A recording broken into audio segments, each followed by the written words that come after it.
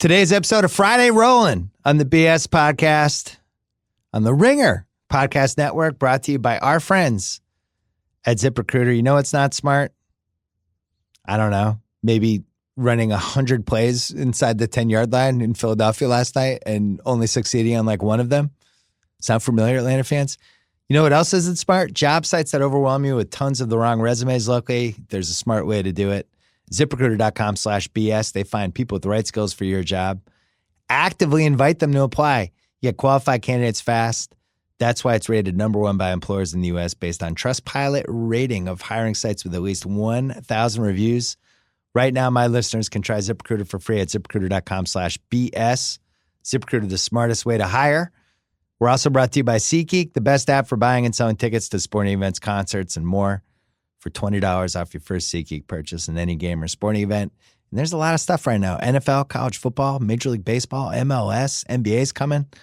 Just use promo code BS, $20 off your first SeatGeek purchase. Download the SeatGeek app or go right to SeatGeek.com. We're also brought to you by America's favorite website, TheRinger.com, where you can read a whole bunch of football preview stuff.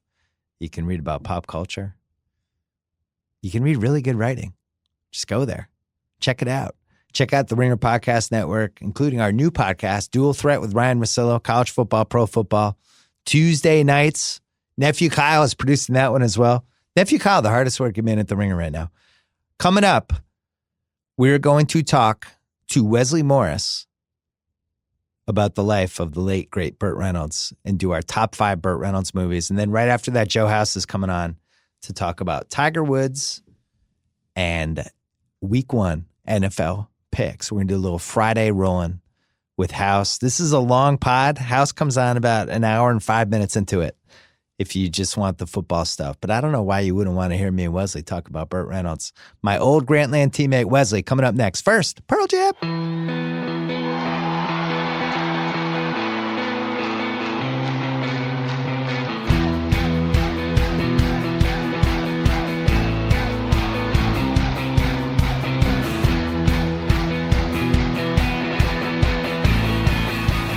On the line right now, Wesley Morris. We've been meaning to talk to him for a while. He hasn't been on in a while, which is my fault because he should be on all the time. Burt Reynolds died, and it got me thinking, oh yeah, I have to have Wesley on. We got to talk about Burt Reynolds, the biggest star of the 70s. I'm older than you. The hierarchy was probably Burt Reynolds, Redford, Newman. And if you look at their IMDb's, it doesn't totally back that up. But there was no bigger movie star when I was a kid than Burt Reynolds. What was your reaction? I didn't even know I didn't know anything. I mean, I guess I should have known he was sick, but I didn't even know he was 82. I know. You could have told me he was 92 or 72. I think I would have believed the 20-year age range. I would have believed anything you told me. His IMDb was really interesting because he has like this whole 12-year TV career before Deliverance. So he was clearly banging out gigs for a while there, and then Deliverance happened and everything took off. We're going to play a little game today. Top 5. This is something Fantasy and Chris Ryan did on either The Watch or The Big Picture. I can't remember. Spielberg had something coming out, and they decided to do their top 5 Spielberg movies and went backwards, counted down from 5 to 1, alternated back and forth. So somebody goes 5, the other goes 5, then it goes to 4. And the first time a new movie comes up, we'll talk about the movie then. This is going to work. I know it sounds confusing. I asked you to do a top 5. I did my top 5. Your 5th best Burt Reynolds movie, what was it? I'm going to pick, okay, so I'm doing Burt Reynolds in the movie / Burt Reynolds movie. So my number 5 is the only kind of like, oh, come on, Wesley, give me a break. But I don't even know, 3 minutes he has in Silent Movie. Wow, silent movie. I wasn't expecting that. Silent movie, man. He is not in it very much. He plays Burt Reynolds playing Burt Reynolds. And the joke, of course, for anybody who hasn't seen Mel Brooks' Silent Movie, it is still funny. It has some of the best use of Burt Reynolds and Anne Bancroft, Mel Brooks' wife. He basically, they find him in the shower. He's basically washed, lathered up by hands you can't see that we know are Dom DeLuise's and Mel Brooks's. He's then seduced into making this silent movie with them.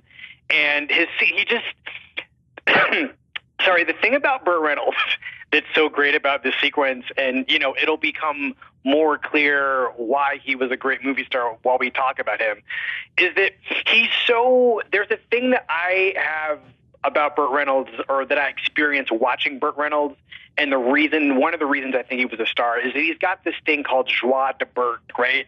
Like, where he's not a great actor, but he's a great something else. Yeah. And the something else that he has is this property that belongs only to him. And Mel Brooks was so aware of, he doesn't get enough credit for identifying great talent, sort of great raw talent in people that isn't necessarily comedic, and then taking those properties and making them funny. But he does that for this brief interlude in Silent Movie with Burt Reynolds. And it's just, he is so self-mockingly happy and hot in this movie. That's number 5 for me. He's a movie star in the purest sense. He can be in a bad movie, but doesn't get any of the sludge of the movie on him. Because he made a lot of bad movies. Ooh. And I think there's very few people, especially now. I think we have a lot of movie stars now that we've either grown up with or we've developed since the 90s or whatever you want to say. There's very few stars that can just be like in a stinker and you still don't blame them for it. Like even Tom Cruise, who's had his fair share of stinkers. You blame him for the stinker? It's like, come on, Tom Cruise. Like Jack Reacher 2, not a good movie. I blame Tom Cruise for it. I didn't. If Burt Reynolds had been in the equivalent of Jack Reacher 2, I never would have blamed him for it. But all Burt Reynolds did was Jack Reacher 2. I know. That's my point. Even That's worse. What made him a star. Right, exactly. I mean, he made Smokey the Bandit 2 and Cannonball Run 2, which are 2 of the worst movies of the last 40 years. Like they're really irredeemably horrific. And did he make Smokey the Bandit 2, or am I just thinking of Cannonball Run 2? Did he direct or was he in them? I can't remember. He was in both those sequels. Yeah, he was. What was the one? He wasn't in the third one. That's what I'm thinking. Yeah. Bandit 3. They put out a third one where he wasn't in it and it was just his voice. He was barely in it. Yeah, he was in it for like a minute or something. But he made those 2 sequels and they're just really horrific. And the only other one I can think of like that, Clint Eastwood was another one that could be in a bad movie. Like there's some bad Dirty Harry movies. Every Which Way But Loose 2 is really, I think it was called Any Which Way You Can. That was horrible. But nobody ever blamed Clint. And I think with Burt, he was just so freaking likable and he really belonged to the 70s in a lot of ways. The 70s was the least self-aware decade for celebrities we've ever had. So let me give you some statistics just to back you up. Burt Reynolds was the biggest box office draw from 1978 to 1984 consistently. Wait, no. He was number 1. Wait, let me get this exactly right. He was number 1 in 78, 79, 80, 81, 82. He was the top box office draw at the North American box office. Number 1 for 5 consecutive years. And not making good movies. The only other person, And wasn't really making good movies during that time. No, I mean, the thing that we have lost about movie stars is that we weren't going to watch a great movie. We were going to watch a great person be in a movie of kind of immaterial quality, right? Yeah. If the movie was good, it was a bonus. If you were a big Robert Redford person and you saw him in Dustin Hoffman and All the President's Men, and you were going to see, this is potentially a bad example only because of what that movie's about. Yeah. But let's just say that All the President's Men is just a thriller about 2 reporters like investigating something involving the White House. And you're going to see Redford and you leave seeing one of the great American thrillers. That's just a bonus, but you went in to see Robert Redford. Right. And so in the 70s, I mean, this is true of all movie stars, but I think at the point at which movies, there was just this real divergence in the 60s I mean, I guess I can't really say that there was really a market point where it became less important what the movie was about because the star was in it. That's always kind of been true. I feel like during the first place. During the Julia era, that kind of ended. You couldn't just release a bad movie with a star in it. People started to be like, what the hell? Can the movie be good too? Well, but you go back to Burt in the 70s, and you mentioned Redford. I think a really good example is The Electric Horseman, the movie with him and Jane Fonda. That's an actively bad movie, but nobody cared because it was like, hey, Redford and Jane Fonda, this is great. And even like you're seeing the A Star is Born remake now. But when A Star is Born came out in 76 with Streisand and Christopherson, the movie itself is really bad. But it's just two big stars in it, and nobody really cared that the movie was bad. It was they just want to see Barbra Streisand sing, and that was it. It's simpler times. And I think that's an important thing to keep in mind, which is just, I mean, you also mentioned there were 5 pure movie stars in the 70s, just pure non-character actor movie stars. Yeah. Reynolds and Fonda, Redford, Streisand, Newman. And I'm gonna throw in Richard Roundtree, even though he only got to be a star in 2 movies. He was such a star in those 2 Shaft movies. And there just was it was just so easy. He made it look so easy. I think, those 4 people plus my bonus of Richard Roundtree. That was the 70s. You wouldn't throw in Newman on that? I think Newman has to be in there. Newman's another, but I mean, Newman also he became a star in the 60s, and he stayed one in the 70s. True. Same with Heston. Because I remember when Newman was in Slapshot in 77, which I'm old enough to remember when that came out. I was like, wow, he's making a hockey movie? It was like a really big deal to me and my friends that Paul Newman was making a hockey movie. All right, my 5th choice. I have a lot of runners-up. More runners-up than I expected. Movies that were only good because I liked Burt Reynolds. Like The End. The End is not a good movie. It's basically a movie about a guy, whether he's deciding whether to kill himself or not. Dom DeLuise is in it at his all-time and most annoying. And it's just not good, but Burt Reynolds is really great and likable in it. Same thing for Hooper, which really feels like it should be like rewatchable, but it's just not that good, but is fun because Burt Reynolds is in it. The Cannonball Run's another one. Paternity, Sharky's Machine. All of these were just solid Burt Reynolds movies. Gator. My number 5 choice, though. I'm going early on this one. Deliverance. Ooh. So, this was the movie when Burt Reynolds put it all together and was clearly a leading man. It's a very testosterone-y, kind of male bonding gone wrong. Hasn't aged that great, but at the same time has aged really, really great because it's almost 50 years old and it still kind of works and it's still kind of terrifying and the hillbillies are scary and he's just a star in it. And you watch and you're like, oh, it totally makes sense that this guy would become the biggest star in the world. I'm not sure how many other guys could have played that part. I was actually thinking last night of the modern guys we have, who would have worked in that part? Like maybe Brad Pitt 15 years ago. It's certainly not like a Tom Cruise part. It's not a Leo part. Maybe Matt Damon. But it's just not a lot. There's a lot going on with that role. There's like a sexuality that he has. He's got empathy for his friend. You have to believe that he's ready to take on all the hillbillies in the forest.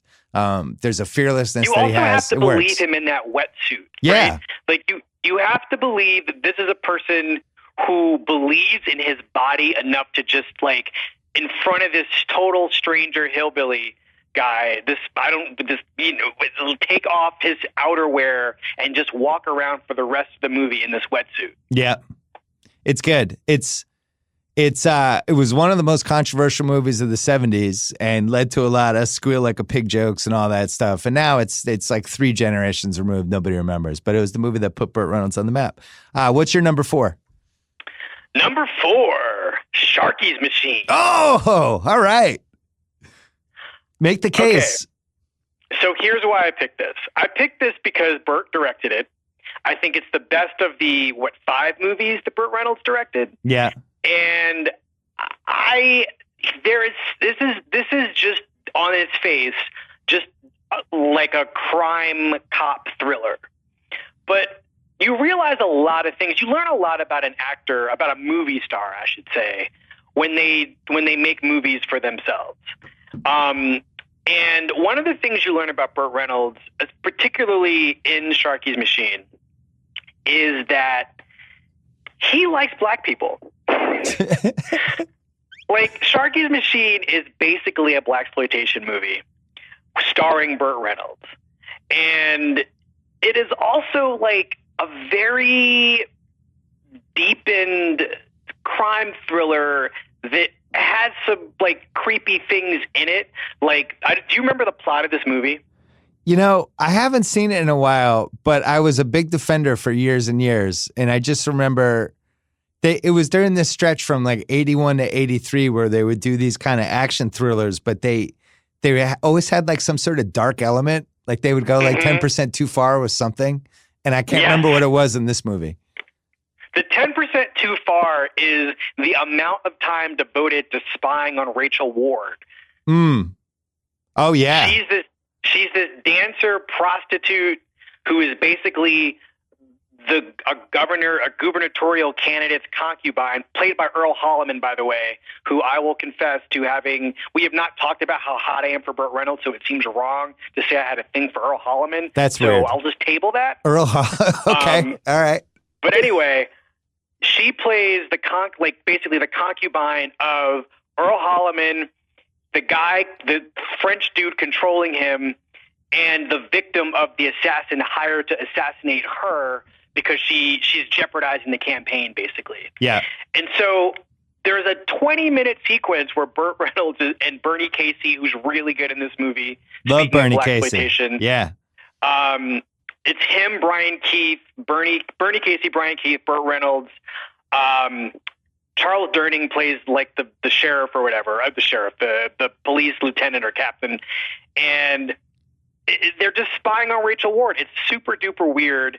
He starts tearing up at some point when she's made love to by this French dude. It's so weird. It's stalkery.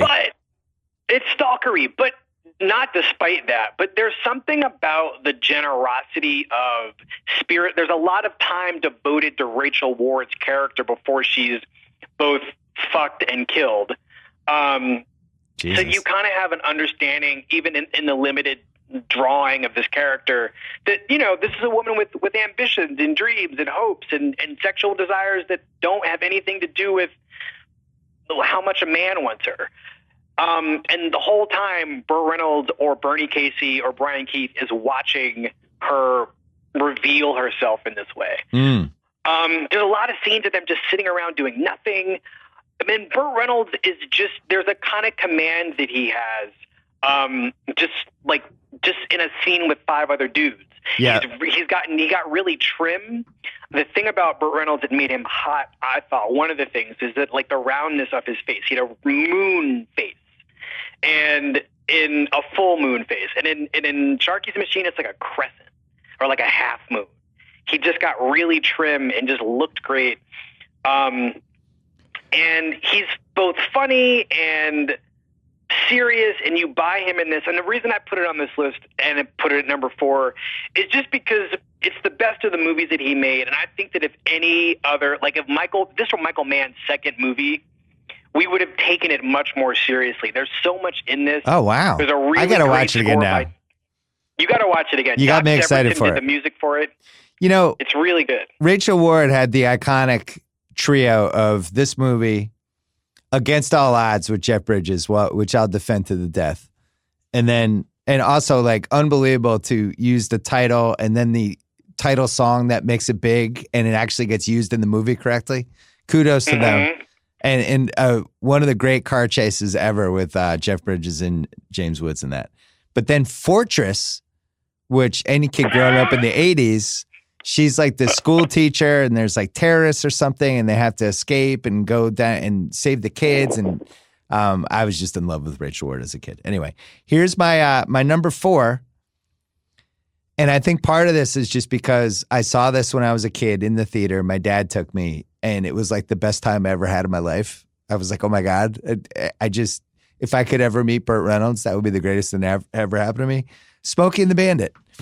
I'm not sure how well this movie has aged. I haven't watched it in a while, but I will tell you, like for kids, it was catnip, and it's kind of hard to believe nobody has ripped this off and made the 2018 version of it. They basically, it's him and a trucker who is played by Jerry Reed, and they have to go across country. They have a certain amount of time to do it. They have to bring this cargo across country. And Burt Reynolds is driving a fancy sports car. I can't remember which one. I can't remember the name of it.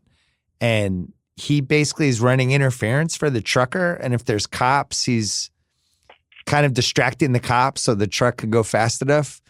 And he's just torturing Jackie Gleason, who's the sheriff in this whole police corps, and doing all this stuff and just laughing. And Sally Field's in it. And Sally Field has weirdly never been more attractive in a movie ever than she was in this. Sally Field is in it. Are you kidding? After Burt, it's her. Yeah. And they have like a real chemistry that I think they consummated for a couple years there in real life. It's just great. It's just really, it's everything you'd want from like a stupid summer movie. And he's great in it. And he's a movie star. And it goes back to the whole thing. Like, I don't know how many people could have played the Bandit in like the history of mankind. There's certainly no actor now that I can think of, a white actor who could have been Bandit. Like now, if you made that movie, Bandit's black. There's no question. Burt Reynolds pulls it off. It's all charisma. It's him cackling. It's him with a toothpick and him wearing a hat and him just driving a car fast. And how does that movie work, Wesley?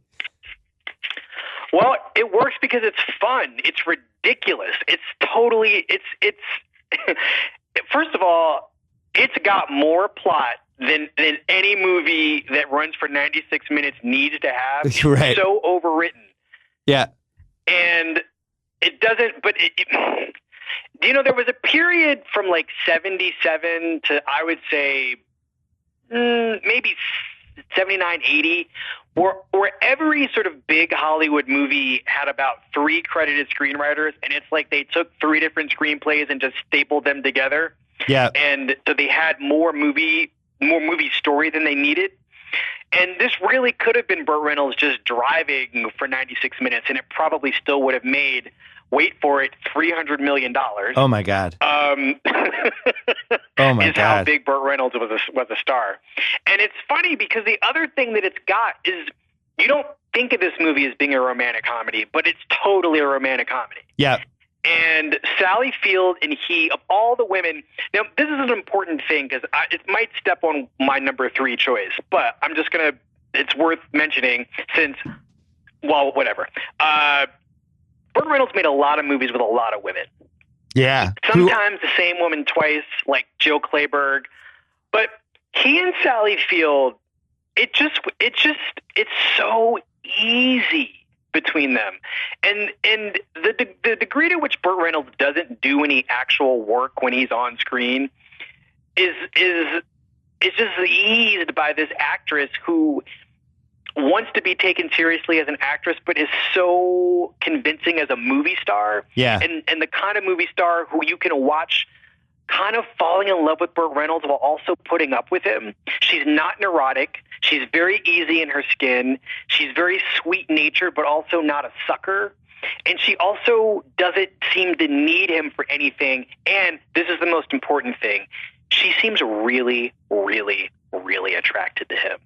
Yeah, 100%. And the other thing is he tapped into something with her because I always thought, I'm not positive she had the career she should have had. I always thought she was a lot sexier than some of the roles she did. Yes. I just thought there's something about her I just dug. And Burt Reynolds tapped into it. And the only other time I really remember it coming out, which is really strange, but in Forrest Gump, when she has to seduce the principal to get Forrest in the school and she kind of turns it on. And it's like, oh man, it is sitting there. Like Sally Field had this whole side. She wouldn't go near, and Burt just went right into it. Hold on, we're going to take a break. Let's take a break, talk about Campaign Monitor. When it comes to email marketing, there's so much more that goes into creating smart and effective campaigns than what meets the eye. That's why Campaign Monitor created an easy-to-use email marketing platform complete with simple, drag and drop email editor, and award-winning 24/7 customer service. They give you everything you need, beautifully designed professional email marketing campaigns to grow your business with their gallery of beautiful email templates, all of which look amazing on every device. You're bound to find something that will make your brand pop. And since Campaign Monitor uses detailed lists and smart segments, your messages instantly drive more engagement. No wonder it's used by more than 250,000 businesses worldwide. Right now, the Bill Simmons podcast listeners have the opportunity to try Campaign Monitor. Listen to this for themselves without spending a dime. Sign up for your free trial today at campaignmonitor.com/BS. Once again, campaignmonitor.com/BS. All right, we're back. We have our top 3 left. What's yours? Number 3. I'm doing this so we can talk about a whole genre of Burt that we probably wouldn't get to talk about otherwise. Also, I really like him in this movie. It's Starting Over. Oh my God, that was my number 3. That was when I said I had a surprise for you in the top 5. My number 3 is Starting Over. I fucking love Starting Over. Go ahead. Okay, so the movie is basically Burt Reynolds gets divorced by Candice Bergen, who parenthetically is beyond sexy in this movie. Yeah, I agree. Yeah, she's crazy sexy. I can't even stand. And the movie needs her to be sexy because it's part of the plot. But holy expletive. Anyway, the sexiest moments of her career were this movie, and then when she hosted SNL, and she had this charisma about her, and the way she was interacting with all the cast members the first time she hosted it, which was like the 10th episode. And that's another one. It's like Sally Field. It's like there was something there that she was afraid to go for, but sometimes it came out. And it definitely came out in this movie. And Burt Reynolds, I mean, I would love, I mean, I don't know if Sally Field is going to ever talk about Burt Reynolds again. But I would just love to hear some of these women because they're all still alive. I mean, Joe Clayburgh is still alive. Like, I would love to hear them talk about what it was like to do a scene with this man. Right, like, when he turned the charm on. Love to hear Candice Bergen talk about making, like, sharing scenes and sex scenes with Burt Reynolds. Anyway, this movie, Candice Bergen divorces him. This is like in the 70s, the late 70s, when divorce was a new thing for the movies. Yeah. And it was like Kramer versus Kramer, this movie, and a couple others, but it was like there was kind of a run of divorce movies. I agree. And my parents were getting divorced, so I saw all of them. And it's weird too because they were a lot of them were focused on men, like what it was like for the man to be single. True. And so single Burt Reynolds leaves New York, moves to Boston, moves to Back Bay, and is set up by Charles Durning and Frances Sternhagen with Jill Clayburgh. And they just start this relationship. She's also been recently divorced. And they start dating. And it just is a very sort of, James L. Brooks wrote this movie, it's worth saying. So there's a kind of humanity and wit in the humanity that really works. Well, wasn't this his first screenplay that he actually wrote? Because at this point he was a TV guy. I think this might have been the first movie he wrote. First film. This is his first screenplay. Yeah. And it makes sense when you know that it's a James L. Brooks screenplay. At least the movie makes a lot more sense. Why it's much better than you think it's going to be. Yes, but the thing is, I mean, so it's really mean to Joe Clayburgh in a way, right? Yeah. Like you have to spend. The great scene in the movie is the dunk tank scene, right? Yeah. Where it's just a real comic, emotional feat for her, and he is so casual. She's a school teacher, and I guess there's some fundraiser. I don't exactly know why they're having this dunk tank, but she is, agreeing to sit on the plank of the dunk tank. And, she's asking the girls and the women, come on, girls and women, like, you can do it. You've got a great arm, Sally, hit the button.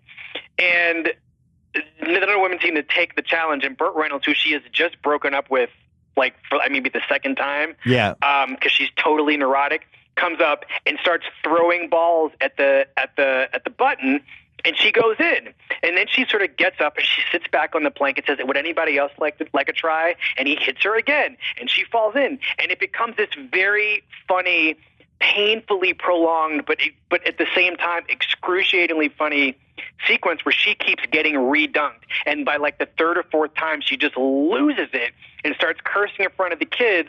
And Reynolds is so cool the whole time, but he's never cruel in his coolness.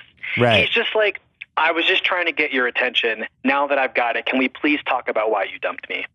And there's nothing creepy about it. It's kind of mean, but in a classical movie sense that isn't misogynistic. It just, I don't know how to explain why this isn't as horrifying as it sounds like it might be. But you watch it, and I mean, I watched it fairly recently, actually, for this other thing I'm doing, and I kind of welled up during this scene because it's very moving. So it was directed by the guy who did All the President's Men. It was nominated. Joe Kleber got nominated and Candice Bergen got nominated. Like, this was a big ass movie in 1979, 1980 Oscars. Made a lot of money. It's also my number 3. It was a kind of, I would call it a dramatic rom-com. Because there's some drama elements to it. Jill Clayburgh had this run in the 70s that I'm still not sure why it happened and why she was the one that won the roles over other people. It's kind of inexplicable 40 years later. But he's Burt Reynolds because he's great with everybody. He was great with her. But the reason, I mean, I think this is a good movie anyway, and I'm all for all 70s divorce movies. But the real reason this has a piece of my heart beyond that it's a really good movie is the Boston stuff. It is the Celtics thing at the end. Oh my God, there's old Boston Garden in it. He actually, I think he works for the Boston Garden, the movie, but there's just a lot of Boston, Back Bay, Beacon Hill.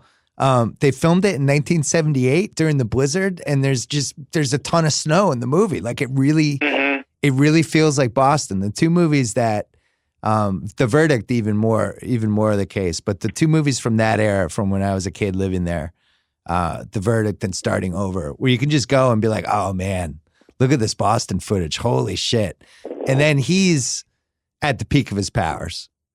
You know, the thing with him was he could be the guy in Deliverance, but he could also be the divorced guy who has no self-esteem and is slowly winning it back.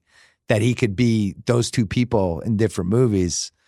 There's not a lot of people who can do that. I'm trying to think of people now. It's kind of the career we wanted Ben Affleck to have, but he didn't totally have it. You know what I mean? Oh yeah, no. Okay, so there's a lot of threads here that we should try to tie together at some point before this conversation ends. But I would just say that the reason that I like him in this movie is because you absolutely know that Richard Dreyfuss was somebody's first choice for this part. Yep.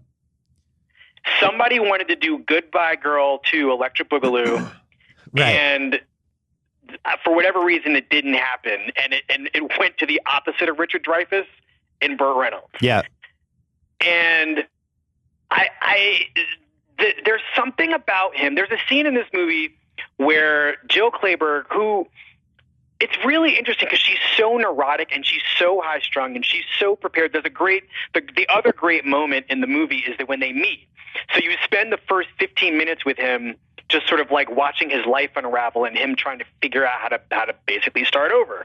And he's walking to Charles Durning and Frances Sternhagen's house, and it's nighttime and it's winter, and he's walking on the pavement and she's walking in the middle of the street. And at some point, it's your classic, I think this man is trying to do something horrible to me. Right.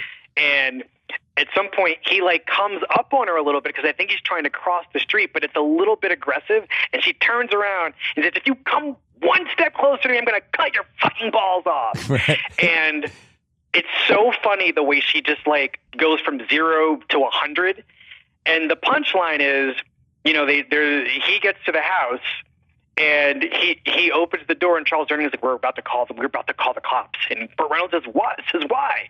"Well, our friend was just mugged by a horrible pervert."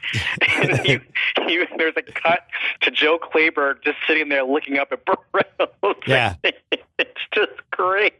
And he plays it so cool. He's so cool in this movie. Well, the other thing we haven't mentioned yet is you're talking about the 70s. Where, as I said earlier, not a lot of self-aware celebrities, but it was also that kind of talk show, game show era where celebrities went on all these different things. They were very available to go on stuff. They would go on the Mike Douglas show and Johnny Carson and Merv Griffin, all these different places. Burt was always the best guest of the guys in the 70s. He was the go-to single best talk show host guest, or single best talk show guest you could have. And I think the charisma from all that stuff kind of, we just liked Burt Reynolds, you know? It was like, that's our dude. And going back to now, like, maybe there's a piece of Tom Hanks in that where Tom Hanks said that for years and years. It was like, I just like Tom Hanks. He said, good guy. He'd come on SNL and the talk shows and all that stuff. But Burt was definitely the guy for that decade. What's weird is I don't think he went on SNL until the 5th season after Belushi and Aykroyd left. He kind of missed the window to be on the first 4 years. But yeah, he's the only guy from the 70s, I think, who could have been in this movie. And as you said, if it was Dreyfuss, it's a completely different movie. It was also, you had these neurotic actress characters that started with all the Woody Allen movies that Joe Kleber kind of fell into. But there was just a lot of characters like that seem really dated now. You don't see him in movies the same way. You just couldn't get away with having that high-strung a woman have no other redeeming qualities in some way. Yeah. You know, she is, I mean, I don't want to spoil anything, but she also is the love interest in Semi-Tough. Yeah. And she's actually Which is weird. She's not so much better in that movie, but the degree to which her neuroses are sort of, there's something about how hot she is for Burt Reynolds in that movie that sort of makes her more tolerable than she is in Starting Over, where you have a great deal of sympathy for what has driven her to this point of neurosis. I will say that she is single-handedly the reason Semi-Tough didn't crack my top 5. Yeah. Oh. I thought it was a miscast. That movie never worked for me, and you would think it would because I love Burt Reynolds and I love football and I like Dan Jenkins. Well, wait, let's just move on. Let's move on. Let's go to number 2. What's your number 2? Because number 3 was Starting Over for me as well. My number 2 is Semi-Tough. Great. Let's hear it. Okay, look, this is a football movie with like terrible football scenes, right? This is a football movie with terrible football scenes, or like rushed montagey, I don't understand football scenes. But that was okay because anybody who was seeing him in Semi-Tough had already seen Burt Reynolds in The Longest Yard. So they got great football sequences within a Burt Reynolds movie. And I love this movie because I would say it is the second best use of Burt Reynolds' movie starness. His comic timing was never better than it was in this movie. He had never owned his hotness the way he owned it in this movie. And it's really important to talk about one very crucial aspect of Burt Reynolds that I don't know if it's the key to his stardom, but it's definitely the key to an aspect of his stardom, which is his mystique. Yeah. Normally with movie stars, they say anyway, that the ideal movie star has huge eyes. They have great big eyes. Burt Reynolds has the tiniest eyes in the history of a movie star. Nobody's ever had smaller eyes than Burt Reynolds. Right. And as a result of having such tiny eyes, you spend as an audience member so much time trying to look into them. I mean, I can remember as a kid seeing him in almost anything and just like wanting the editor not to cut away from his face because I just wanted to stare into his eyes because they were so little. And he just, in this movie, as much of him as there is to see in this film, I still never feel like I'm seeing enough. I've never been greedier to watch an actor be in a movie than I am in this movie. He's cast opposite Chris Christopherson. Yeah. In this movie. And if you really want to understand how a movie star works, just act opposite Chris Christopherson. It worked for Barbra Streisand in A Star is Born. It works really well for Burt Reynolds here. And it isn't even fair, the degree to which Chris Christopherson looks lost by comparison. Yeah. Like, lost in terms of, like, Chris Christopherson is objectively a super hot man. He is extremely hot. But I don't care about him when I'm watching Semi-Tough. I only care about Burt Reynolds. That's bad for Chris Christopherson. Yeah, the reason it didn't crack my top 5, the football scenes are abysmal, and I just didn't like Joe Clayburgh in it. My number 2. Actually, we're really getting to the nitty gritty here. Let's take one more break. Quick break to talk about the Starbucks Double Shot. Starts with bold Starbucks coffee, blended with milk for a smooth, creamy, delicious flavor. It is enhanced with ginseng, guarana, and B vitamins. It's the kind of thing Burt Reynolds would have advertised for 40 years ago, because I think he was also smooth and creamy and delicious to a lot of people out there. Double Shot available in 6 delicious flavors: mocha, vanilla, hazelnut, white chocolate coffee, Mexican mocha. It's an energy coffee drink that not only tastes great, but gives you the energy to go from point A to point done. As I've gotten older, I've realized I need that second coffee type of thing around 3:30, 4 o'clock. And you know what's been my friend lately? The Starbucks Double Shot. Starbucks Double Shot, energy to do the things you actually do. Find it in your local convenience store. So I really battled between 1 and 2. And I'm going to go, even though it's a number 1 movie for me, I'm going number 2 for Burt Reynolds just because he's older. It's a different stage of his career. But Boogie Nights. Burt Reynolds is Jack Horner. It is one of my 10 favorite movies ever. He, at that point, his movie career really fell apart 84, 85. We haven't talked about his toupees yet. His toupee game became Howard Cosell / William Shatner-y, and all of a sudden he just got old, and he didn't have the same charisma anymore, and he hit this kind of limbo stage between being an old actor and being the young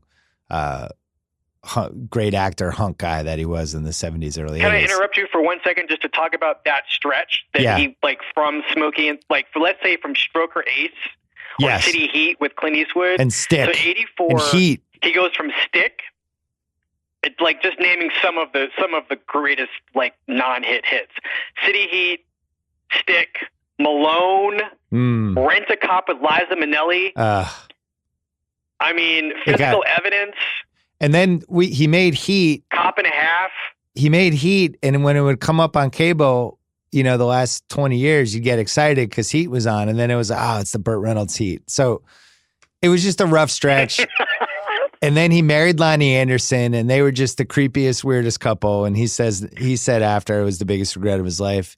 He made that show Evening Shade on CBS. Mary Lou Henner was his wife. He's like a failed high school coach, and was just hitting this demo. He was good on that. Yeah, he was good. And it was a demo I wasn't a part of. It was geared toward like people 45 and up, and just kind of parents. Yeah, and just kind of became a TV actor. And then Boogie Nights brings him back. Boogie Nights starts getting a shitload of buzz in 96. As it's being made, this director's going to be a big deal. Mark Wahlberg's in it. It's a huge cast. This was on the heels of Pulp Fiction, when it was like these indie movies with famous people were starting to become a thing. And he's immediately distancing himself from the movie. And it's just, there's a whole weird vibe, but people are still excited about it. And it comes out, and he's fucking Burt Reynolds again.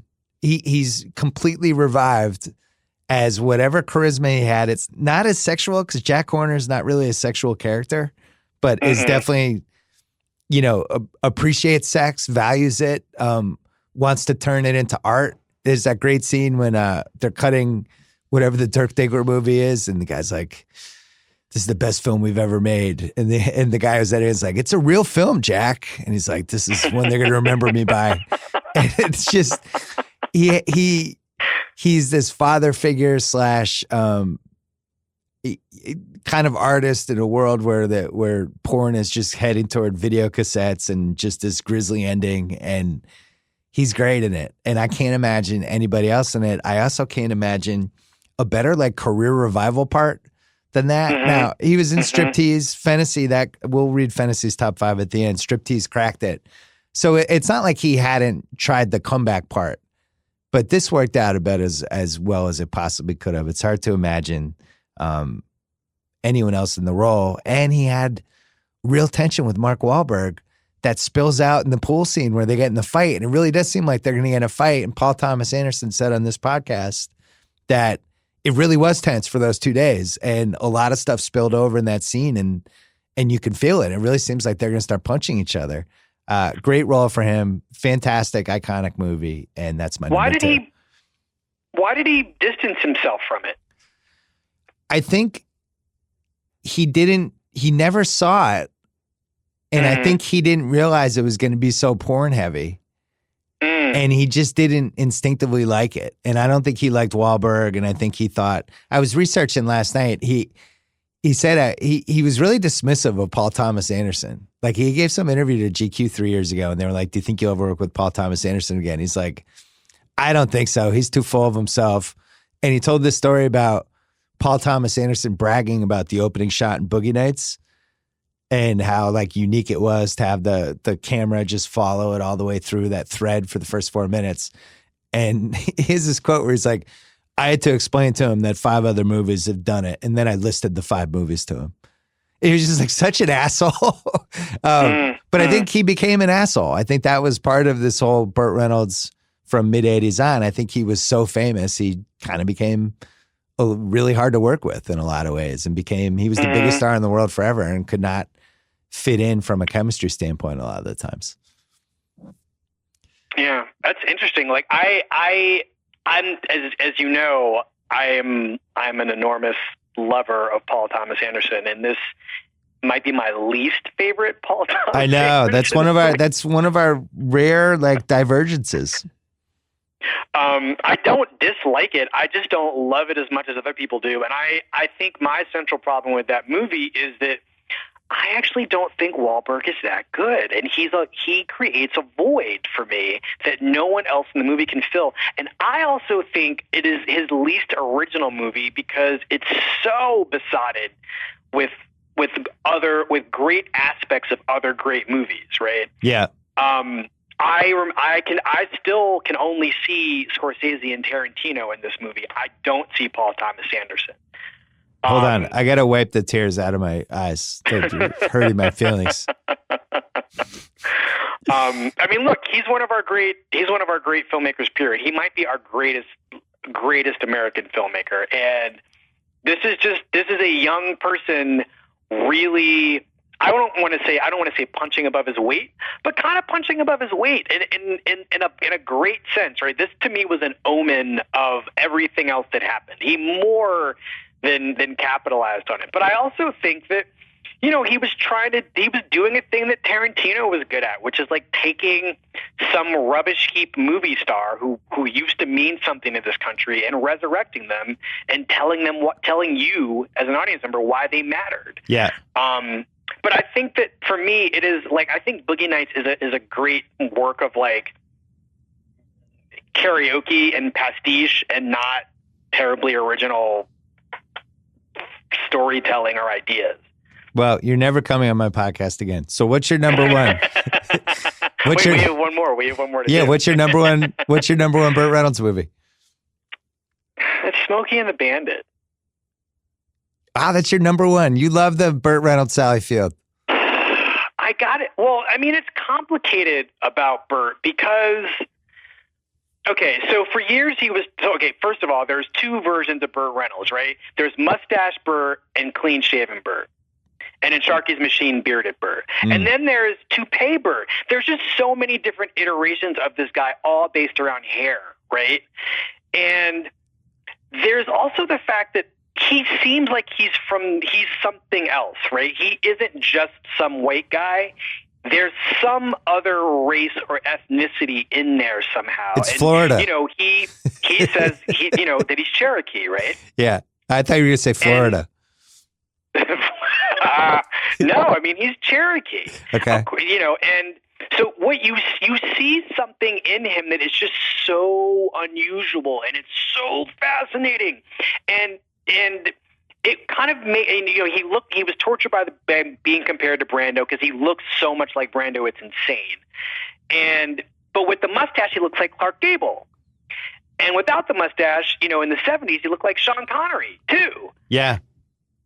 And there's just something about the reason I'm choosing Smokey and the Bandit above like The Best Little Whorehouse in Texas, above Paternity, above like 15 other movies where I think he's just totally on, is because that movie, the reason that movie was a hit was because, and I think Pauline Kael said a version of this, when this guy is moving or when he is in something that moves, there's nobody who's a bigger or more interesting star. Yeah. Because he has such a command of how to hold the wheel of a car, how to hold a football, and this is going to sound crass, and I don't mean it to, but like when he's driving that car with Sally Field in his lap, oh my God, there's just... Yeah, you think they're just going to start fucking in the car. They don't need to, though. This is the other thing about Burt Reynolds, because I actually think that his kind of improvement in terms of like movie quality and daring is Michael Douglas, who was actually interested in having sex. Yeah. And like exploring the problems of being the kind of man that Burt Reynolds was. Is that Burt Reynolds having the sex wasn't that interesting to him. Embodying the sex was more interesting and more important to him. And Smokey and the Bandit is such an explosion of what is hot about Burt Reynolds, even though he does very little, like compared to Semi-Tough, where he is just like a walking erection inducement and like a walking thing to just like make you totally just horny beyond horniness. He's not doing anything in Smokey and the Bandit, but just being. I mean, his line delivery is perfect. You know this movie should not work at all, but it totally works because this man is telling you, I'm a movie star. I can take this crappy movie. I can get something done with it. I can have all these great actors like Jackie Gleason and Sally Field around me, but I'm going to be the center of gravity in this thing, and I'm going to like hold all this chaos just with my presence. And it's a mustache movie, which means that his swagger just operates in a totally different way than it does when he has no mustache. He seems very shy and reserved with no mustache, longest yard accepted. And I don't know. It is such a great demonstration of what made Burt Reynolds to like, not just me, but to America. It's his LeBron going to the Lakers movie, where he's just like, you don't even need to sign anybody else. We'll be fine. We're a finals contender. I'm here. We don't need a script. Don't worry about it. We'll figure it out on the fly. We'll win 58 games and we'll make the conference finals. It's fine. That's Smokey and the Bandit. My number one is The Longest Yard. I think to this day, this moment, I think it's still one of like the 5 or 6 best sports movies of all time. It is 44 years old. You could make a case that it started sports movies. It started the modern sports movie. It is the first watchable sports movie, like for right now. You could watch Longest Yard today with your 10-year-old son or, whoever. And in 18-year-olds, doesn't matter. Nephew Kyle, have you seen Longest Yard? Oh, yeah. Nephew Kyle's in. Okay. It's just good. He's just a movie star in it. And it starts out, there's a little anti-hero, and it's actually a jarring first scene. He's living with some rich girl. He's this disgraced point shaver. And he's living with some sugar mama, basically. And they get in a fight. He's a gigolo. Just say it. Or he's a gigolo. Well, whatever he was. And he hits her. And in the 70s, not a big deal. Now you watch, you're like, wow, I'm out on this guy.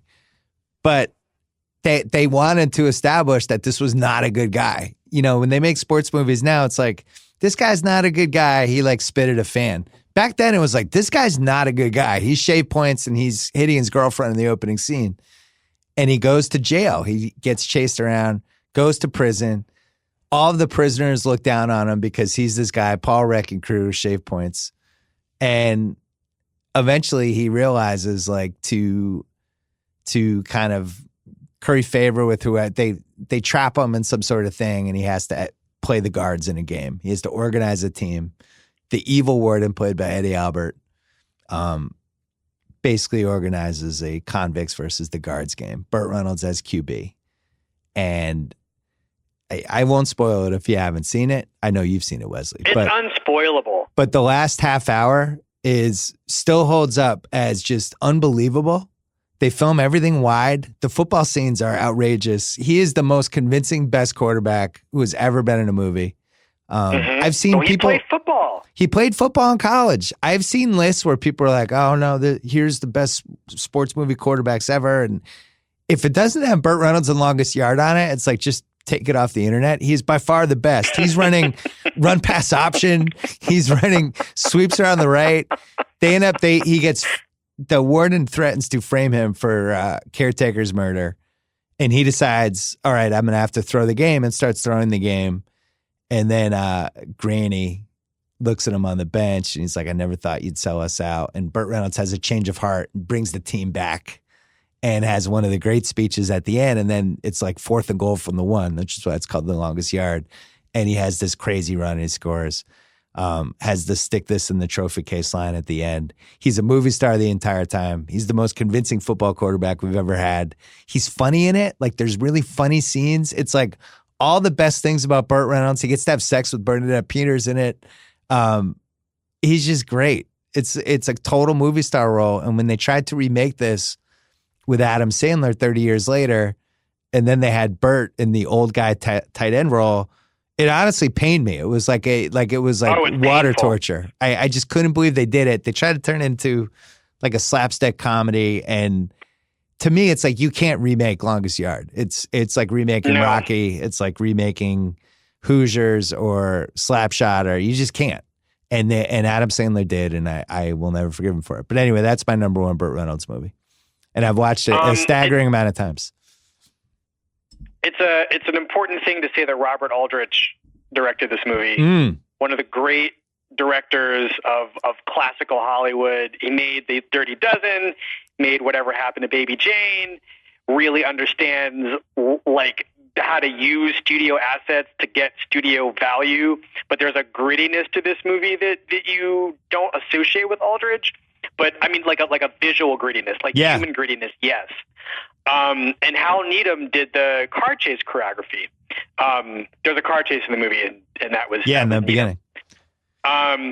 Anyway, you're so right about. I mean, I think every one of your movies, you have said that nobody else could do this but Burt Reynolds. Yeah, I always go back with that with movie actors. And it's the one thing we do with sports, but we don't do it the same way with movies. It's like, just start, if you're talking about a great performance, who else could have played this part?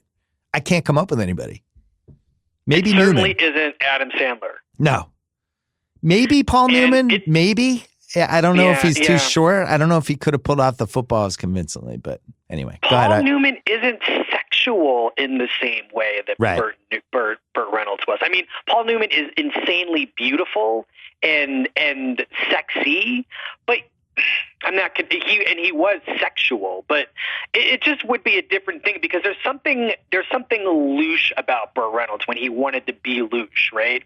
There's a kind of there's a little bit of danger with him. You're surprised that he hasn't hit more women, to be honest with you. You know, and I think that's always the tension. Like, you watch something like Starting Over and you're just like, he's going to do something horrible to Joe Clayburgh and I'm going to have to turn this movie off. Well, I think he had that tension in real life. Her? No, just in general. I think Burt had some issues. Oh yeah, there were those stories. Yeah, there were stories. Him not great. Being him being abusive. Yeah. Yeah, who knows? But you know, there's something about him that also just seemed permanently sad, and I think that goes back to the eyes. I think that goes back to the dark features, like he had just dark hair, dark eyebrows, dark mustache. He just was unusual in so many ways. He was a tall, like truly tall, fit, vain, but likable and sort of self-deprecating actor who never, like, I guess one of the ways to describe him, I guess, is like the most to me anyway, the most fascinating non-actor in the history of movies, right? Yeah. there have been lots of people who can't act, but none of them has been able to turn that. Burt Reynolds never wanted to be a great actor, as far as I'm concerned. Like, I don't think that was a priority for him. And I think a lot with Longest Yard, the way it ends is kind of the perfect Burt Reynolds ending, and it's a theme of a lot of his stuff where, like, I know I have all this stuff going on that seems like it's good, but I'm sad inside and I deserve my fate. In Longest Yard, it's like, you are going to spend a lot more time in prison if you don't lose this game. And he hits a point where he's like, you know what? My life sucks anyway. I want to win this one game, and that's fine. I'll be in prison for the rest of my life. This is what I deserve. People wanted to see him die in the end. Like, the end was about a guy trying to kill himself. It was a huge hit. With Dom DeLuise. I guess the worst thing Burt Reynolds ever did was inflict Dom DeLuise as an actor on us. So we'll forgive him for that. Here was Fantasy's top 5. Number 5, Longest Yard. Number 4, Striptease. Number 3, Semi-Tough. Number 2, Boogie Nights. Number 1, Deliverance. And he wrote about Deliverance on our site today, or last night or something, just about how, making the case how Burt was the rare former athlete who transitioned into actually being a famous actor, which a lot of people have tried. Yeah, that's another good point, too. Yeah, nobody has really pulled that off. Well, we'll miss Burt Reynolds. He definitely belonged to a different era that I'm not sure exists anymore. I think everything does not exist. I mean, I was a lot more careful. Bradley Cooper, like, people who could, if they wanted to do a version of this. Yeah. I think Bradley Cooper could just spend his time doing a version of what Burt Reynolds did. You know, I'm glad you brought him up, because I was going to make that point and I forgot. Deliverance comes out in 1972, and Burt Reynolds becomes a real star in it. But you still need that second one after the one that the breakthrough hit to kind of prove you're a movie star. And I think Longest Yard was that for him 2 years later, where it's like, nobody else could have been in this movie. I'm a movie star. And for Bradley Cooper, weirdly, it was Limitless. Limitless came out like 3 years after The Hangover. Kind of stupid, generic, like weird, crazy plot. I actually thought it's a really smart plot, but the kind of movie that kind of comes and goes. And Bradley Cooper carried it, and it made a lot of money. And I think it made everybody realize, like, oh, he's a movie star. And I don't think we were convinced until, weirdly, Limitless came out. And I think that was the case for Longest Yard. Before we go, and we have to go because we got to do Football with Joe House. Where do you rank for A Star Is Born on a scale of 1 to 10 for an anticipation, on the anticipation level right now? I mean, it's pretty high. I've seen it, so I'm oh, you good saw with it? I've seen when did you see it? Saw it a couple weeks ago. Where? In New York City. What the hell? How do you not tell me this? Because I didn't want to ruin it for you. Oh, just don't say anything. Just give me a grade. What kind of grade? A to F. A to F? Yeah. I'd say B+. Oh, all right. This is strong B+. This is the Ringer's most anticipated movie of 2018. We've had more conversations, debates in our movie Slack, people posting trailers. Nobody knows what to expect. It is an old school, non-comic book, just a really interesting, polarizing movie with stars that I want to see in a movie theater and not on my own TV, which doesn't happen anymore. He's a director, you know. He's a real director and a movie star, obviously. Yeah. And she is. I mean, she's good. Wow. I can't wait for this. I can't believe I'm this excited for A Star Is Born remake, but I can't believe it either. But it's just one of those stories that if you do it even a little bit right, yeah, it'll satisfy you. And that was the frustrating thing about the Streisand one, is it had all the pieces and they just completely botched it. And there's so many mistakes made. My wife and daughter are more excited for A Star Is Born than any movie I can remember in a while. It might be the one thing that might make me happy. Yeah, it might bond them. You know, my daughter's 13 now. They kind of go to war all the time, but I think this movie will bring them together. Wesley Morris, anything to plug? You were still working on your book. I'm just working, usual stuff. I don't like when podcast is on a little bit of a break, and I'm gonna write, and then we're gonna come back to the show in the fall, or like later this fall, and I don't know. Everything's good with me. I don't like working on a book, Wesley Morris, that much. I just want you to finish the book. I want to too. I am not working on a book, Wesley Morris, back in my life. But I've been there. I know what it's like. It's like this giant jigsaw puzzle you can't get out from under the pieces, and you just once it's done, it'll be great.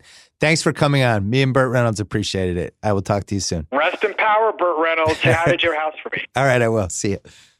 Bye. Thanks, buddy. Thank you. All right, that was fun. I'll talk to you soon. Okay. All right, bye. All right, we're going to talk to House. We're going to talk to him about Tiger, and we're going to do some week one NFL picks, which reminds me, when people ask me for advice, like right now, the picks I'm about to give you, most of the time I don't know who's going to win. This week, I think I have some ideas. If you think you got to check out my bookie. Trust me, they're your best bet this season. They've been in business for years. Great reviews online. Their mobile site is easy to use. Not to mention in-game live betting and the most rewarding player perks in the business. I'm probably going to try in-game live betting. It's like the last frontier for me. I think I'm going to try it for week one. For you fantasy guys out there, you can even bet the over-under on how many fantasy points a player will score in each game. Lay down some cash. Win big today. You win. They pay. Join now. MyBookie will match your deposit. Dollar for dollar, use the promo code Bill Simmons when creating your account to claim up to $1,000 in free play. That is MyBookie.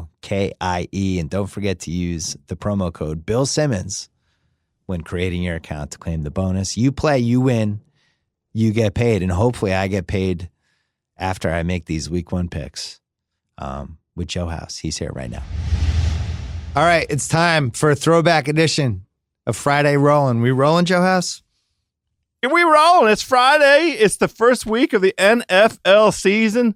Tiger is doing interesting things on the golf course. I mean, we got to be rolling, Bill Simmons. There might be an emergency Shack House pie. If Tiger wins, you got to do an emergency Shack House.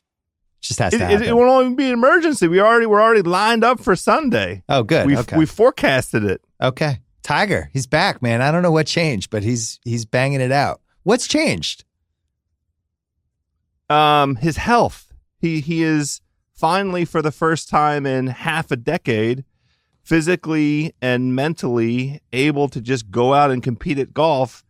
And it is a reminder to all of us that he is a golfing savant. Right. He is an unparalleled talent.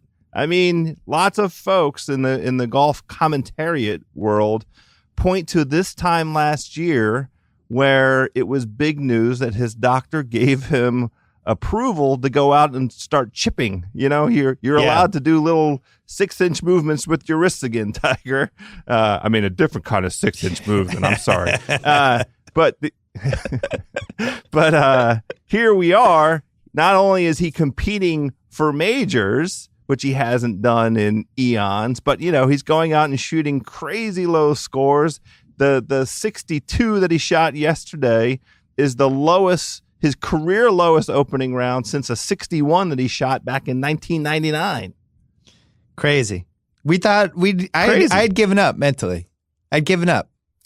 I just felt it was the like right thing to do. I felt like it had become become yourself. Yeah, I felt like it had become one long dick tease, and it was like, oh, Tiger always hitting him. But it is strange to me, and clearly he is a savant that he can be doing this when he can't keep a fucking drive on the fairway. And well, that was the big difference for yesterday. He hit a ton of fairways in regulation. There was a lot of thought as the week arrived. The big Tiger news was that he was putting the Scotty Cameron putter back in his bag, the one with which he won 13 of his 14 majors, because he'd been on a bad streak putting-wise the last few events. But what he really did yesterday was knock the hell out of the ball, and his proximity to the hole was, off the chain, which is something we've seen from him in this last stretch of very enjoyable Tiger golf. The scintillating performance he put on the Sunday at the PGA Championship when he was firing at pins on the back nine. I mean, that really got the hair standing up on the back of the neck again. So this proximity to the whole thing makes sense. I will say this. I have an explainer for this season. He's played in 17 tournaments. This is either his 17th or 18th. And he's only missed 2 cuts.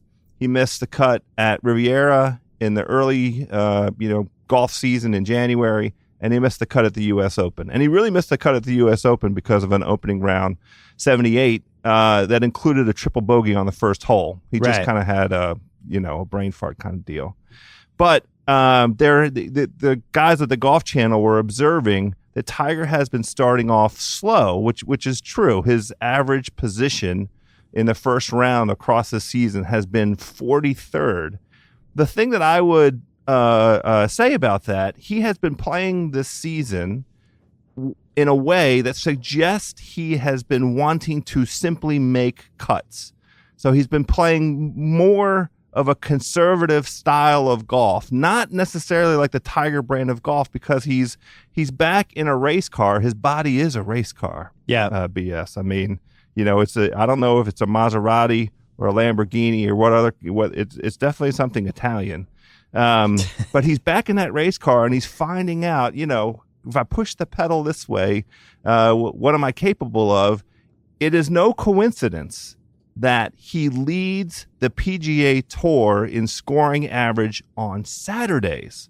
So I think what we've observed this season from him is just simply wanting to make the cut because he knows he's smart. He's a golf savant, that the important thing for him as he re-engages is to play 4 rounds of golf, not go out there and try and fire at pins and be, he didn't show up expecting to be the Tiger of old in terms of kind of a swashbuckling style of play. So he had kind of a more conservative approach. He made cuts, and he made cuts all year long. And then on Saturday, we would all wake up. He'd be like, in the 20s or 30s, but then, Tiger's going low. And he leads the tour in scoring average in the 3rd round. So not a big surprise. I think, good game plan. He wanted to make cuts. He wanted to get rounds. He wanted to be competitive again. And so here we are. I don't think people realize this golf calendar shift next year with Tiger cresting at seemingly the perfect time is it's all working out because they moved this PGA up and now we're going Masters, PGA. What's next? British or U.S.? The U.S. U.S. and then end with British, and it's 4 straight months, April to July. And if he's cresting now, he takes a break, comes back. We're gonna have to go to the Masters again if Tiger's like officially back, right? I wasn't planning on ever going again, but now I feel like we have to go. And we learned some stuff from last year where we got to be in the media center. We got to do podcasts right after. Like there's things we can do next year, I feel like. But I kind of feel like we have to be at least there for 1 or 2 rounds next year. But then U.S. it's at Pebble, right? It is. British Open is in Ireland, which you and Jacko and I kind of had to feel each other out text chain about it that I think we have to. I mean, I wouldn't say that it's dead. I would say that it's still alive. No, what would be dead would be Jacko if we brought him to Ireland for a golf tournament. we'll get fair point. We'll get round trip and then we'll get Jacko one way because he's not coming back. You're already looking forward to the 2019 schedule and the way that a fully restored Tiger, might titillate, might have us all on the edge of our seats again. Yeah. I'm interested in kind of the rest of this season. So like, what if Tiger this coming Sunday is on the leaderboard in 1st or 2nd place and going up on NBC against NFL football? I'm just curious as to what you think the numbers are going to feel like. Oh, well, the weird thing is the late games aren't very good. So I actually think if he's going against the late games that we have, he actually might pull some eyeballs because you got Chiefs, Chargers, Seahawks, Broncos, Cowboys, Panthers, Redskins, Cards. So I don't think that isn't the U.S. Open final this Sunday also? The tennis? Sure. Okay. I don't know what time of day because the weather's Nadal Djokovic for 5.5 hours on Sunday. Sure. Okay. They're calling for possibly bad weather around the Philly area on Sunday. So we don't know what time Tiger's going to be playing. I just think it's very interesting. And if he continues to, place out very well in this tournament, he'll make the final tournament 2 weeks from now down in Atlanta. and obviously the Ryder Cup is coming up. Yeah. I mean, it's just interesting. NBC has caught the Tiger, used the word crest. They caught the Tiger wave at the exact right moment. And, the only the only football they have is Sunday Night Football. I'm just curious to see kind of how the numbers play out with, a Tiger and Phil, back at the top of the charts golf wise. I mean, it still pales in comparison. I know the sport religion here in this country is the football, but I'm just curious to see what's possible. No matter how bad the football is, like last night, we had Eagles-Falcons last night. It was just an absolute shit show. We should mention NBC did the whole that green zone thing, which was one of the dumbest technological quote unquote innovations we've seen in some times. Everybody hated it. It seemed like I hated it. I detested it. I didn't get a chance to tweet this out because I was doing a fantasy draft while watching the game, and I was about 6 vodkas deep. Yeah. But the thing that I'd like to encourage is the graphics department at NBC Sports. Somebody needs to go in there and take all the vape pens that are in there out of that office. Yeah. Because I think there are mind-altering substances. The truly egregious NBC graphic thing was last week's football between Michigan and Notre Dame, where they kept down in distance in penalty flag yellow. Like I'm trying to watch that game. It's just a nice, hey, football's back. Here's college football, 2-storied schools with these traditions. And they keep showing down in distance. And I keep thinking there's a penalty flag.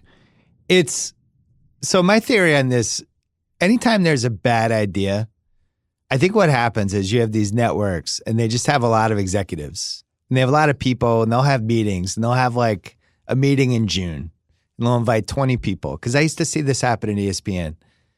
20 people, let's talk about the season. Let's talk about plans. Do we want to add anything? Do we want to fix? I'll have all these people in a room, and people will have ideas that you're expected to come up with. I think, well, what if we did this? What about this? I like with that camera behind the quarterback. We have some innovations there. And they don't want to just come back with the same stuff. They don't want people to feel like they're stealing paychecks. So they come up with ideas.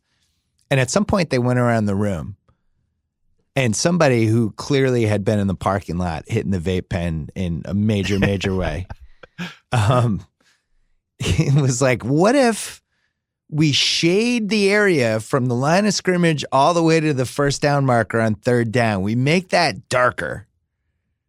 And everybody kind of looks at it and they're like, why? And I'll be like, wow, it'll jump out. It'll jump off the screen. And nobody stopped it. And then it just kind of kept going. And we ended where we were last night with one of the dumbest things I've ever seen. And I don't know where it goes. People are comparing it to the blue hockey puck that Fox had a million years ago. Fox had the blue hockey puck because we didn't have HD back then. We had square TVs. You could barely fucking see anything. And nobody could see the puck when they watched hockey unless they had a giant TV. So they made the puck blue the blue puck. I will defend the blue puck. It was ludicrous, but it was defensible. I'm right there with you. You know what I was never worried about watching football on my giant HD TV that I have now along with the rest of America? I was never worried about where the first down marker was. Once we had the yellow line, I was like, okay. That's it. That's the marker. I know they have to get there. They achieved the pinnacle. Yeah. The yellow line's the pinnacle. So just stop. We don't need anything else. We're done.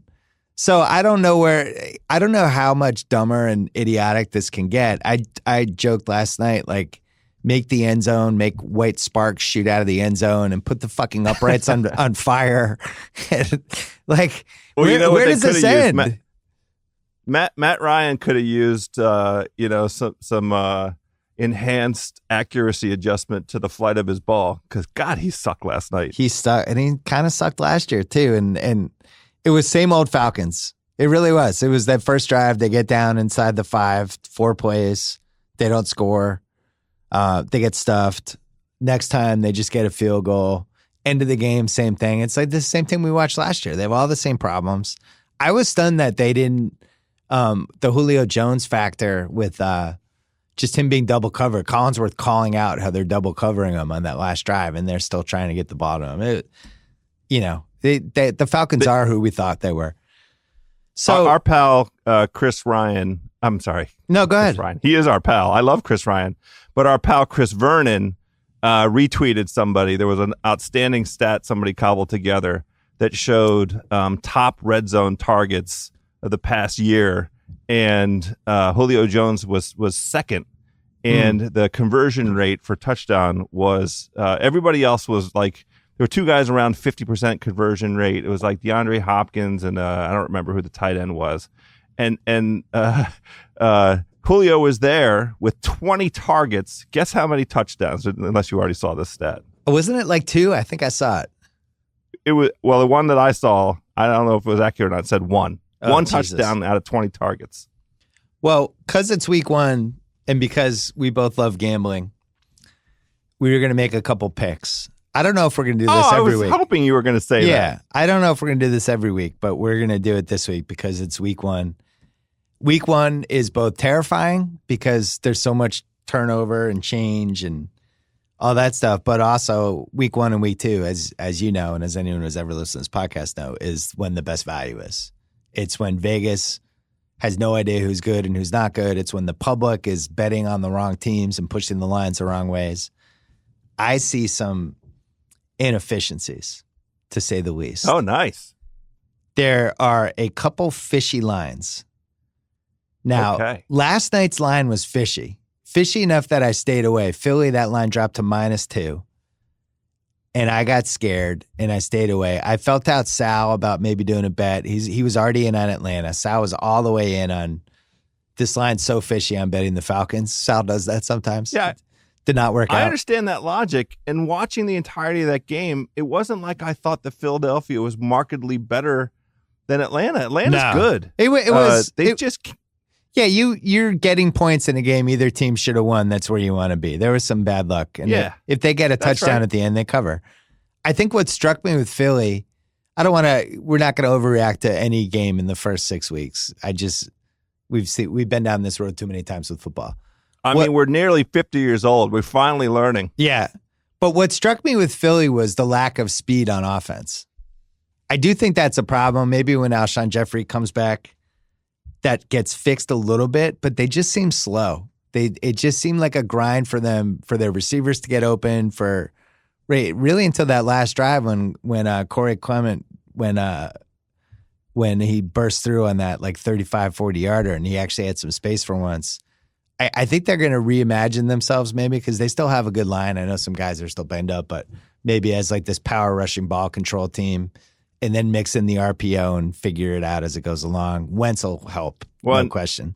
Wentz's return, I mean, he's so dynamic. I'm very intrigued to see what kind of quarterback identity he re-arrives with, whether he will still be as mobile, whether his instincts will have him running or whether he'll take it down a notch. I don't want a repeat of the RG3 experience. Well, they've already made it seem like it might be 6 or 7 weeks, which I think is fine. But me too. It's just, you watched that game last night and it's just hard to believe that this was the same team 9 months ago that the Patriots literally couldn't stop once. That just went up and down the field and made huge plays over and over and over again in all kinds of ways. And either the Eagles have gotten a lot slower or Matt Patricia was the worst defensive coordinator in the history of football. And so maybe both. The New England defense wasn't exactly setting the world on fire last year. And it was not. For some reason, the coach of the New England Patriots thought that the starting cornerback shouldn't play. So what do I know? Yeah. All right, we're going to talk football. Wanted to quickly mention Ringer Podcast Network. We added Ryan Russillo 2 weeks ago. He's got Dual Threat, college football and pro football every Tuesday night on the Dual Threat with Ryan Russillo podcast. He had Kyle Coward on this week. Very enjoyable interview, by the way. And that's going to be going all the way through the season, all the way through the NFL playoffs. Subscribe now if you haven't subscribed already. And then the Ringer NFL show. I really like what we did with the feed this year. Sunday nights, Mays and Clark. So this Sunday night, Robert Mays, Kevin Clark will be there. There will be a pod waiting for you, either late night if you're a night owl or early in the morning on Monday morning, reacting to everything that happened in week 1. GM Street with Tate Frazier and Mike Lombardi Monday night. Then we have Fantasy Football with Danny Heifetz and Danny Kelly. Some fantasy midweek conversation tips, all that stuff. Thursday, Mays and Clark are back. Thursday morning, previewing the Thursday night game, trying to figure out what's going to go on in the upcoming weekend. And then we have Jam Street on Friday, Lombardi and Tate once again, with a little fantasy football added at the end for last-minute ad drops, daily fantasy, whatever you're into. So that is our schedule for the Ringer NFL show. It is a very good feed. People like it. Check it out. Right now, let's do picks. All right, let's make a couple picks. I talked earlier in the week a couple teams that I like, and I think my strategy in week 1 is going to be just to back those teams. In the AFC, we did our wins pool yesterday, the one that we gamble on, and you ended up with the Bengals right before I was about to take them, which hurt my feelings. Whew, what a relief. I like this Bengals team. I like that not a lot of people like the team, which makes me like them more. I thought, people have just kind of given up on them mentally. They're just tired of them. It's same old, same old. And there's some guys on their defense that I really like. There's a stability to what they've had over the years. Not a lot of turnover/turmoil. Andy Dalton, it seems like they're going to try to throw the ball a little bit more. Joe Mixon is finally starting running back. But I like that first month. I like when there's an infrastructure, when there's a coach that's been there for a while and a quarterback that's been there for a while. And I really do feel like it's a little bit of an advantage. I also like them in that division as a sleeper to take it, especially if Le'Veon Bell doesn't come back. They're only getting, I thought they'd be favored in this game potentially. They're getting 2 points in Indianapolis. I don't understand the Indianapolis thing at all. Their defense has looked awful and doesn't have a lot of talent. Their offense, they have probably the worst starting running backs in the league, other than maybe your beloved Washington Redskins. Andrew Luck in the preseason, by all accounts, was just throwing short passes and wasn't airing it out at all. Nobody knows what his arm strength is. And I think they're going to be one of the 5 worst teams in the league. I really do. And that's even before knowing whether Luck's going to come back or not. On the flip side, I think the Bengals are underrated. So I think this is going to be a line that 4 weeks from now, we'll be like, wow, how was Cincy not -3 in Indianapolis? That was crazy. I'm jumping on that. That's my first pick. Cincy +2, I'm putting a full unit on that one house. A full unit. I quite like that. And I agree with everything you just said in terms of rationale. I think the key is this nobody knows. I mean, Vegas did not award Indianapolis with a full 3.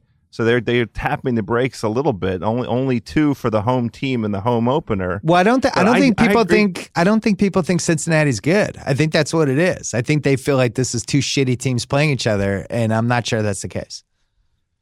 They improve the offensive line. Their defensive front is still as formidable as it's ever been. They have talent on both sides of the ball. They underachieved last year. We don't have to belabor it any further. I'm going to join you on that full unit. I figured you would. Any Cincinnati getting points in this situation, I'm on it. Yeah, it just seems like something's wrong with that line. Which leads me to my next one. I don't think Dallas is going to be good. And I'm just going to double down on that pretty early here because they're playing a team that I actually think is going to be pretty good. I need them to get out of this first month because they're missing Thomas Davis. They've had some injuries. The offensive line's a little bit shaky. But to me, this feels like a best player in the field game. You got Cam Newton on one sideline. You have Dak and Zeke on the other one, and really a motley crew of receivers, in my opinion. I think they're going to have trouble throwing the ball this year at Dallas. I'm not sold on their defense. I think their coach stinks. I think he is a legitimate first coach fired threat, especially if this game goes badly. And I don't totally understand the line. I think Carolina is going to be good. And people are saying like, oh, the NFC South, like, whoa, it's loaded. I'm not sure Atlanta's good. I think there's 2 good teams in the NFC South. I felt that before the season. I like New Orleans. I like Carolina as the 2 teams to come out. I think either of them can win the division. And if you're Carolina, you're going to win the division or you're going to go 11-5. You don't lose this game. You don't blow week 1 to the freaking 6-10 Cowboys. It's not happening. So the line's only -3. I love the value. I like Cam Newton. I think he's ready for a big year. And that's my second pick, Carolina -3.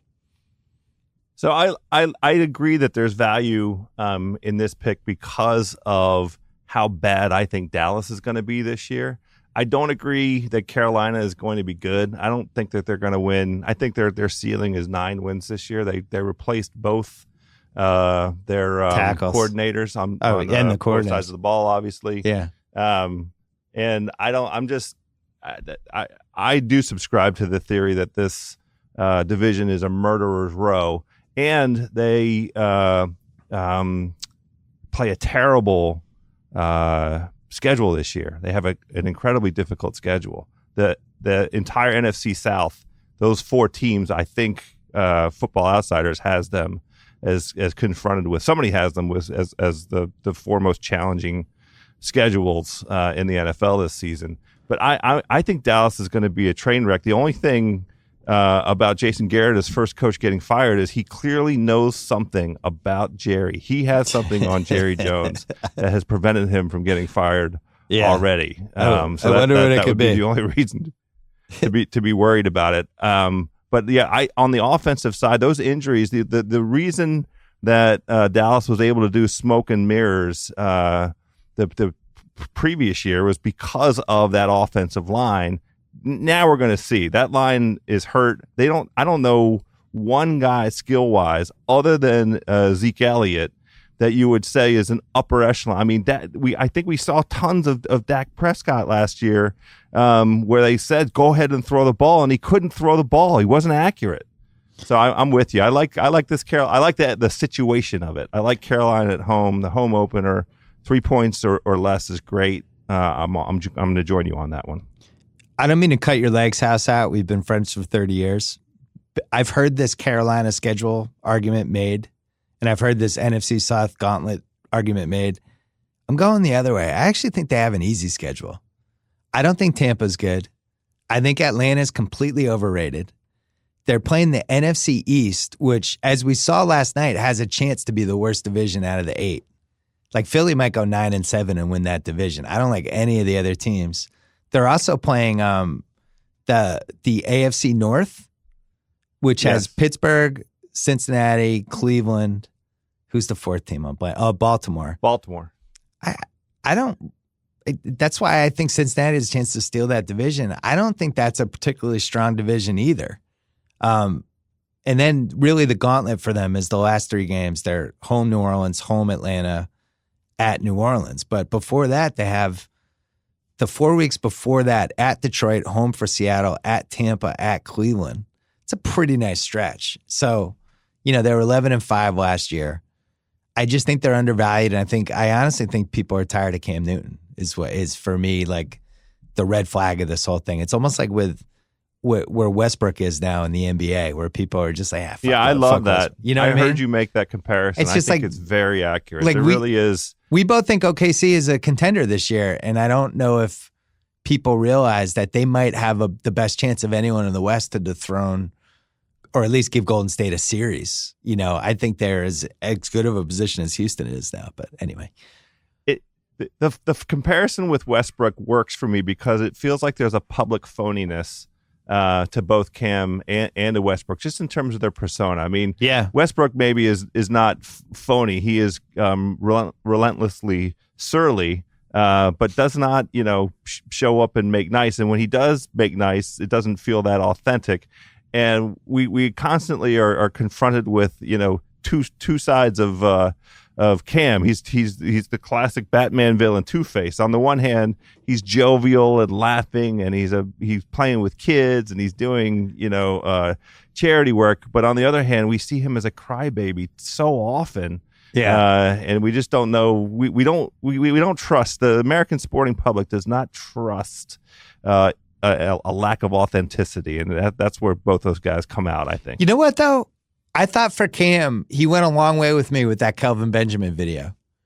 I really liked how he handled that. I thought he kept it real, didn't he? He kept it real. He went right up to the guy. He was like, "You're going to say that stuff? Say it to my face." He made Kelvin Benjamin clearly back down and just seemed like a leader to me. I don't know. I'm in on Cam. I think Cam is actually become underrated and is somebody that is one of the few guys we have right now who could take a team to 10 wins. So we will see. Who do you have for a second pick? I just love going up against these execrable, I can't even say the word properly. Anytime you give me Nathan Peterman or you give me, is it Peterman? Nathan Peterman, yeah. Name's wrong. Yeah. Or you give me Ryan Fitzpatrick. I don't care what the points are. I'm going against them. If it's under 14 points, I'm going against them. So I'm just loading up. It feels like a basic betting principle. If Ryan Fitzpatrick is on the field, I'm betting against him.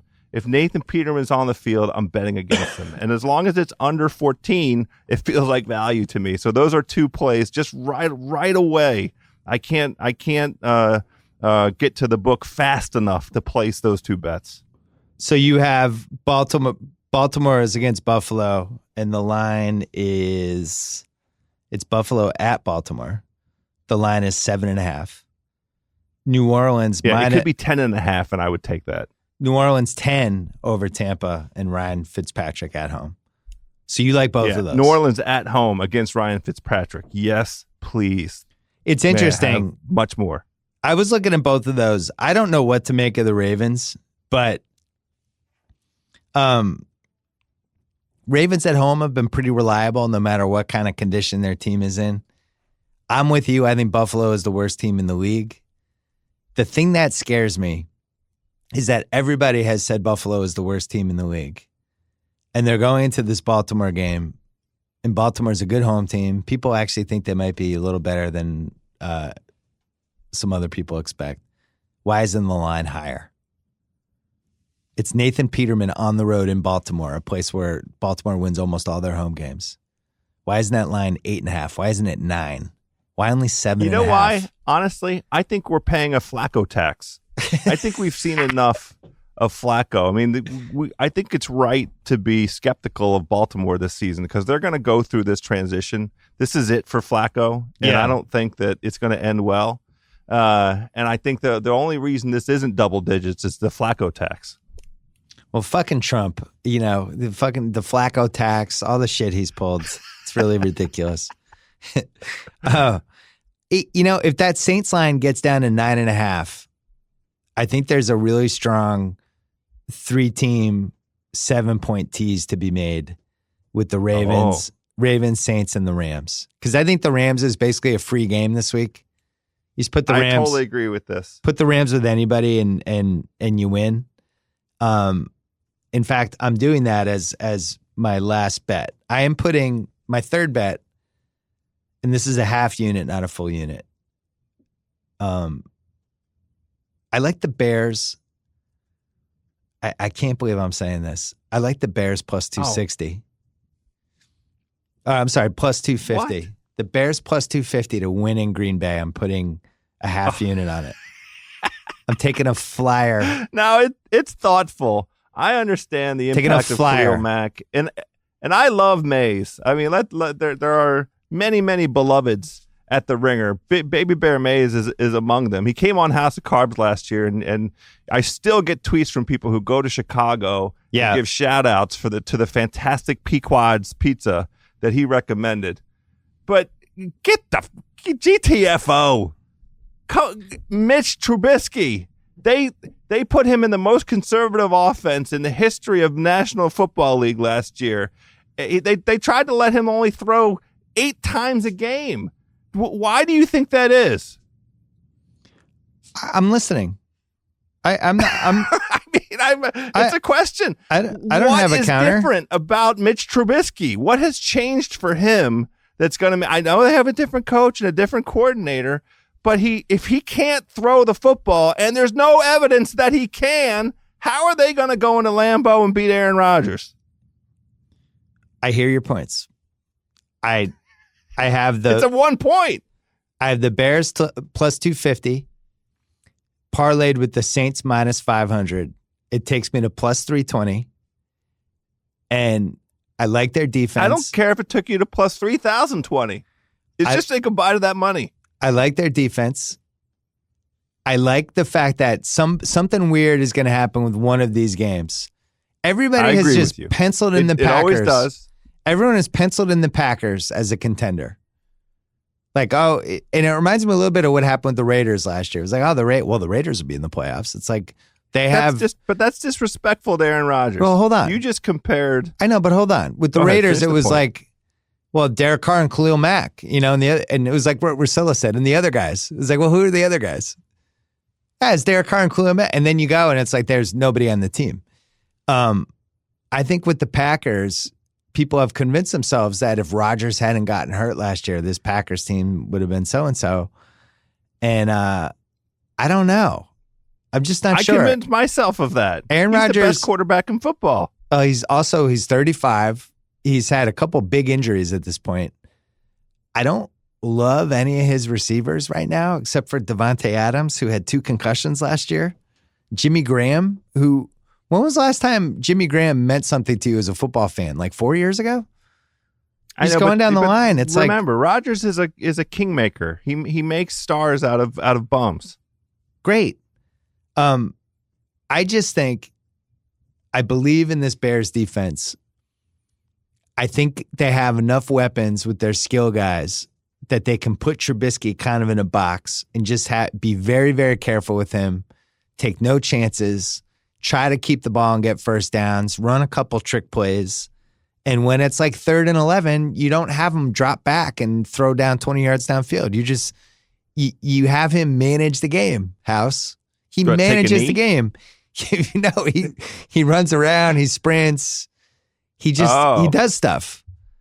His strong suit. I just have a feeling about this game. Sprinting and throwing the ball out of bounds. I like the Bears anyway before the Mac trade. Then they made the Mac trade. I'm like, wow, they might have the best or second best defense in the league now. And I'm a believer. Like the Bears. I think they're gonna. I don't mind it. I think there are a bounce back story. How about this, House? I think they're going to beat the shit out of Aaron Rodgers on Sunday. There, I said it. I said it right there. I think they're going to pound him like a piece of fucking veal on Sunday. That's their best. That's their best hope, is to go find that collarbone, find the soft point in it, and get it cracked again. That's their only hope. It's going to be shitty weather Sunday night. It'll be windy and kind of weird, and they're just going to try to beat the shit out of them, and they're going to be fired up. And Al Michaels and Collinsworth and Al Michaels is going to be like, Al, the Bears. I know they were underdogs, Al, but the Bears think they can win this game. That's going to happen the second quarter. I just think they can win this, Al. I think they have a better team. I'm just saying. I think to me it's plus 320. Team them with the Saints against Fitzpatrick at home, and I think there's a 1-3 chance they could win the game. So that's all right. 1-3. That's and you got those odds, so that's fair. No, I like that. Congrats. You disagree. It makes me more emboldened. I hope Mitch Trubisky heard all of this. I really like their skill guys. I like this Anthony Miller pickup. I like Tariq Cohen. I think Jordan Howard's going to have a huge year, and he had a pretty good year last year. I'm happy to hear that. I drafted him last night. Who's their lead receiver? I'm blanking. Allen Robinson. Great signing. Yeah. Really enjoyed Great signing. it.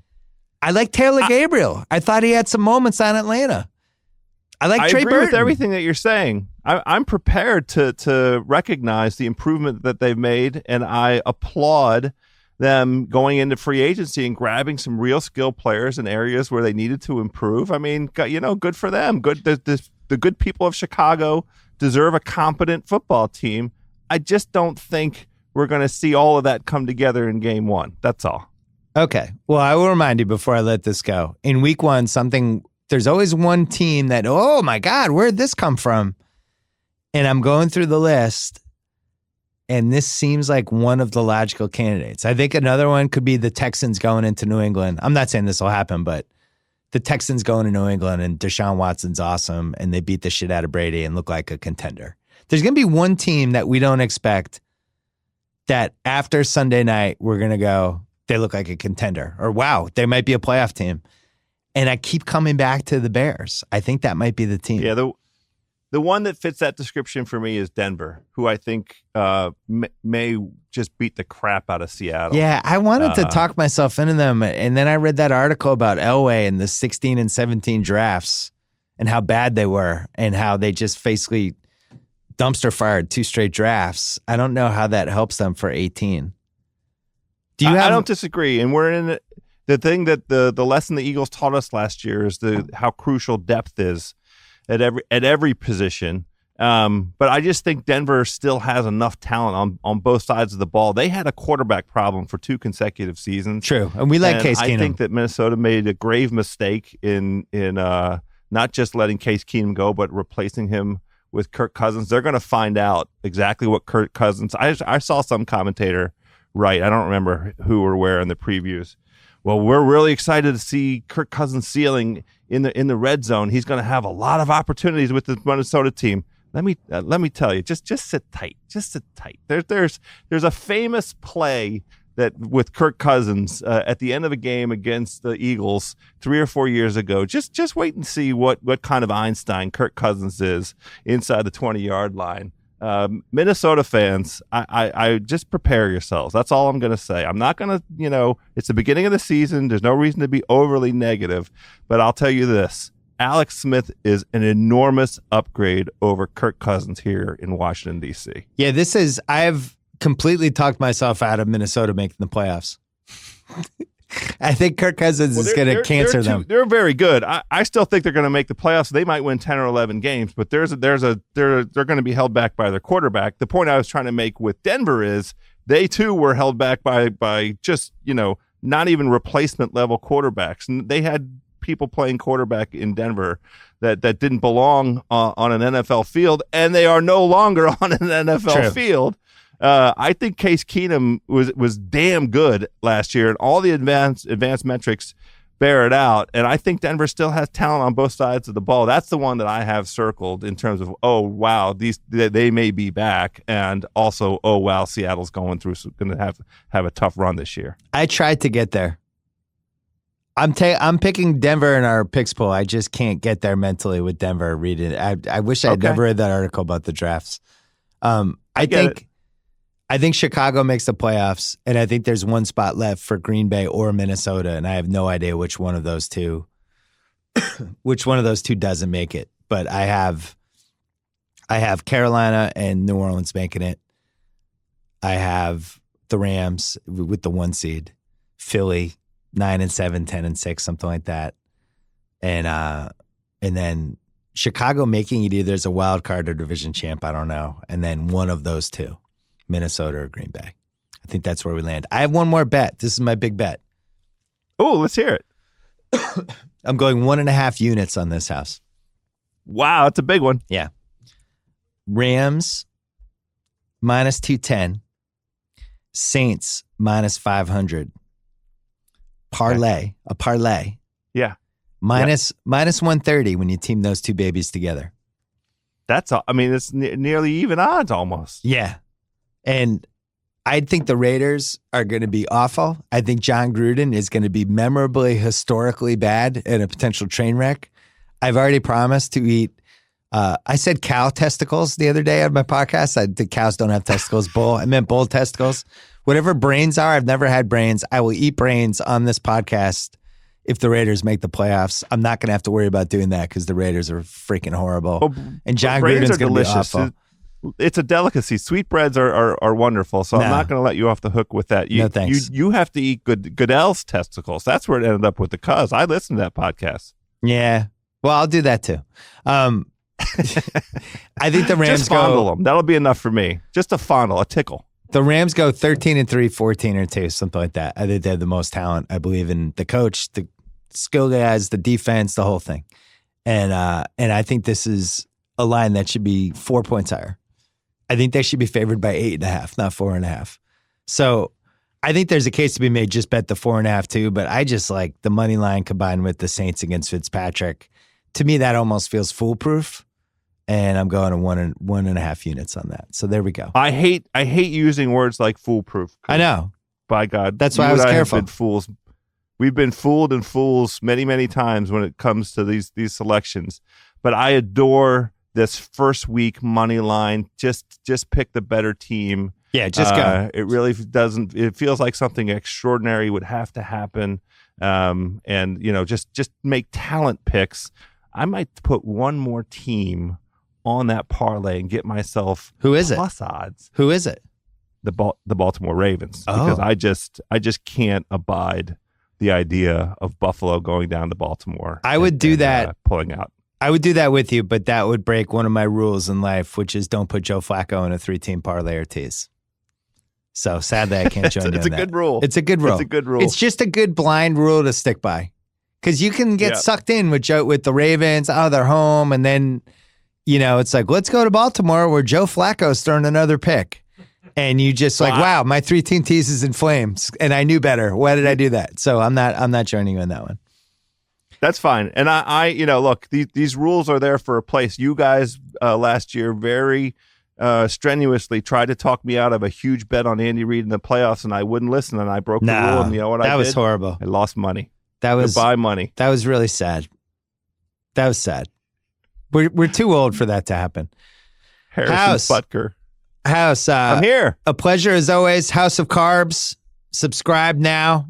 Food heating up. We got to do a tailgate podcast soon.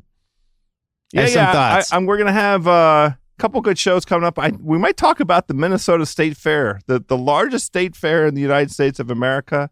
We're gonna get Mark Leibovich on. He spent the past 4 years whining and dining with owners of the NFL. So we're going to have him on and talk about the highlights and lowlights of some of those meals. I think that'll be good. He's got his new book, Big Game, coming out. And then you have Shack House on Sunday night. Yeah, Shack House Sunday night, hopefully talking about a Tiger win. And we're going to it's time to start talking about this Tiger-Phil matchup.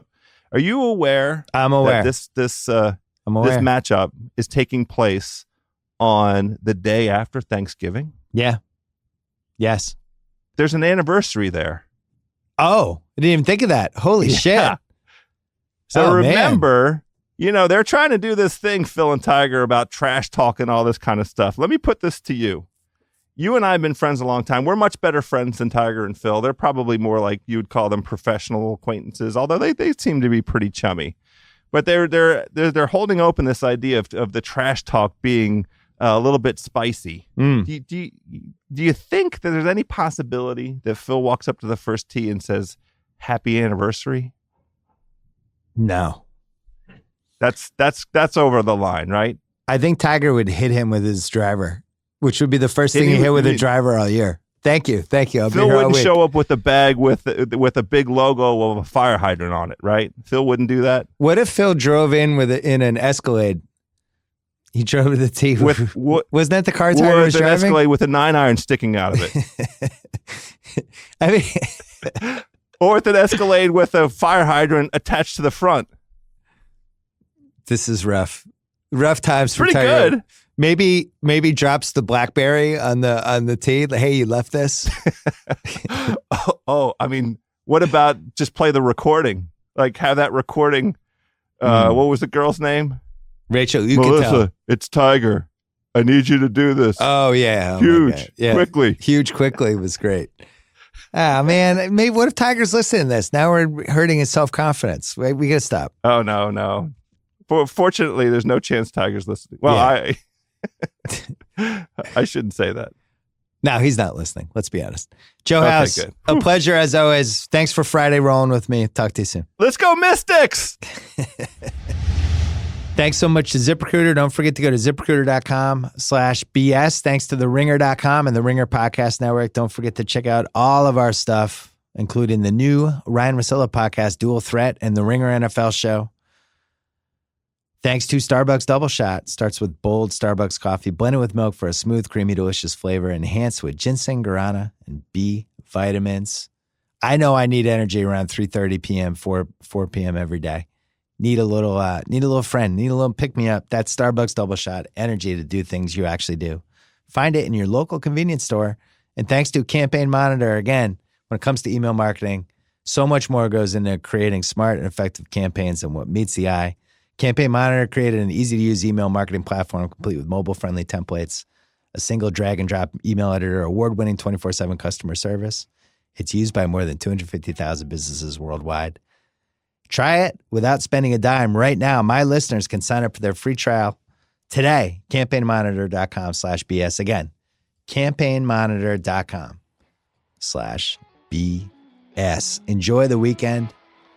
Sal and I are back Monday, reacting to week 1, guessing the lines for week 2. Until then, enjoy football.